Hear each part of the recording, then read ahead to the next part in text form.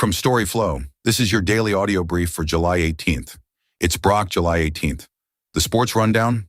5 stories, no fluff. Let's get into it. First, from the Guardian Sport.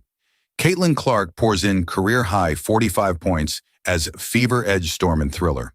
Caitlin Clark had a huge night, scoring a career-high 45 points and adding 10 assists. This was the first 40-10 game in WNBA history. Clark also had 4 steals and 2 blocks. Her 45 points set a new franchise record for the Fever. They needed every bit of it as they survived a late rally to beat the Storm 110-107. Clark also made some history beyond her scoring, becoming the fastest player to make 200 career three-pointers, doing it in just 74 games. Next, second, from MMA fighting. Impa Kasanganay explains why he already updated Instagram bio to PFL champion before title fight. Impa Kasanganay's Instagram bio already reads World Champion, a claim he's making before his July 18th rematch against Johnny Eblen for the interim middleweight title in Austin, Texas. Kasanganay sees his fighting career as a platform to inspire others, and he's not doing it for personal validation, but to live up to his faith in God's plan for him. He believes the PFL's middleweight division is the top in the world, and he's confident he'll unify the title after claiming the interim belt. Kasanganay's not focused on what others think, but on trusting God and doing his job, claiming victory and moving forward. He's expecting to dominate Eblen and get the finish, and when he does, he'll move on to face Costello Van Steenis for the undisputed title. Up next, third from the Guardian Sport. He is pure history. Scaloni pays tribute to Messi before World Cup final.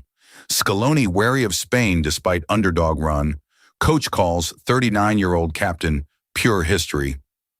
World Cup final kicks off on Sunday at 3 p.m. ET Argentina. Head coach Lionel Scaloni, captain Lionel Messi, and goalkeeper Emiliano Dibu Martinez met with the media on Friday in New York City, 2 days ahead of Argentina's second consecutive World Cup final appearance. Few considered Argentina, who are built around an aging core and led by a 39-year-old talisman, to make it this far. And then, fourth from PFT Alt. Tom Brady, angling for yet another paycheck, moves toward a WWE match. Hey, you are not going to believe this. Tom Brady, that Tom Brady, is apparently looking to step into the wrestling ring. He was at Fanatics Fest and told Cody Rhodes he wants a WWE match. He said he's waiting for Nick Khan to come up with a storyline. Brady mentioned he's retired from football and sees this as a chance to show he's still an athlete. And get this, yesterday he actually slapped Logan Paul. It sounds like things are moving fast.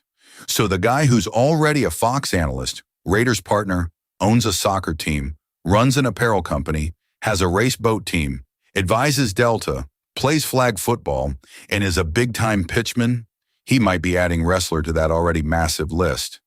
Looks like balance might mean something a little different to him these days. Next, fifth from Awful Announcing. Gilbert Arenas signs with Playmaker after ugly split from Underdog. One of the most notorious NBA commentators will seemingly soon be back on air, as Gilbert Arenas has signed on with a partner for the forthcoming relaunch of his live video show, Gil's Arena. Arenas left Underdog suddenly in the spring after a rocky season during which Underdog attempted to launch a corresponding football show, co-hosted by Skip Bayless under the Arena banner. Up next, sixth from PFT Alt.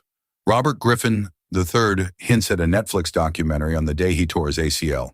5 years after former Washington quarterback Robert Griffin III announced, then scrapped, a tell-all book about his time with an inherently dysfunctional franchise, Griffin is apparently ready to tell his story, or at least part of it. Griffin, while wearing a full uniform of the franchise he played for in 2012, including a jersey with the abandoned name and a helmet with the expunged logo, moves his 2012 NFL Offensive Rookie of the Year trophy from a chair and then sits down. And then, seventh from MMA fighting. UFC Oklahoma City newcomer Levi Rodriguez Jr., confident he'll become a 3-division champion. Levi Rodriguez Jr. is making his octagon debut at UFC Oklahoma City against Felipe Franco, and he's got his sights set on becoming a 3-division champion. The undefeated Brazilian has a background in Muay Thai and kickboxing, and has fought at light heavyweight, heavyweight, and middleweight in his MMA career.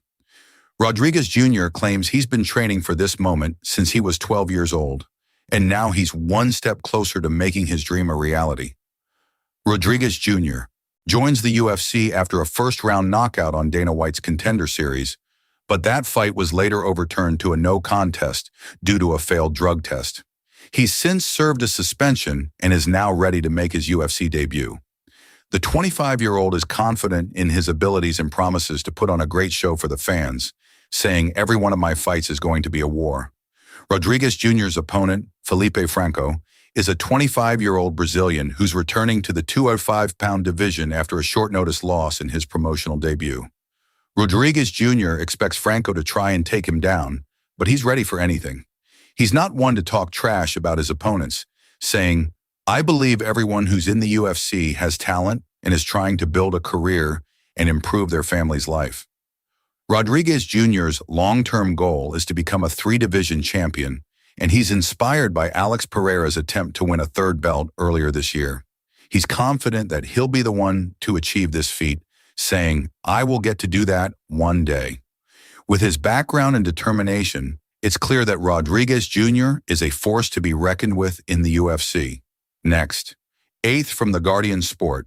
Trump praises Balogun decision, repeats 2020 election falsehoods in appearance with Infantino. Trump and Infantino appear at FIFA reception World Cup final kicks off on Sunday at 3 p.m. ET. Donald Trump credited FIFA President Gianni Infantino for the decision to suspend U.S. striker Folarin Balogun's red card ahead of his team's crucial last 16 game against Belgium, which the U.S. eventually lost 4-1. Trump and Infantino were sharing the stage at a reception in the atrium of Trump Tower ahead of a meeting of the FIFA Council on the Friday before Sunday's World Cup final. Up next, ninth from SB Nation, Caitlin Clark rewrites record books with historic 45-point outing. Indianapolis. Even before Caitlin Clark took the floor on Friday, she had the feeling something special was in store. If nothing else, she was trying to will it into existence. Individually, she had struggled to find a rhythm since returning from injury.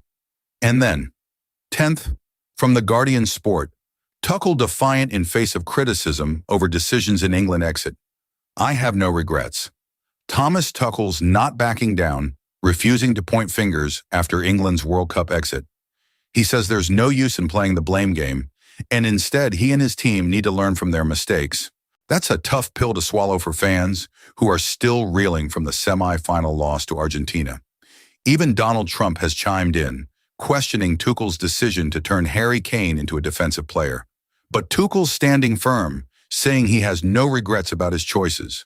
Now England's got a third-place playoff against France in Miami on Saturday night, and Tuchel's looking to close the gap on the top nations. That's the rundown. Back at it tomorrow. If this saved you time, the full feed is free at storyflo.com.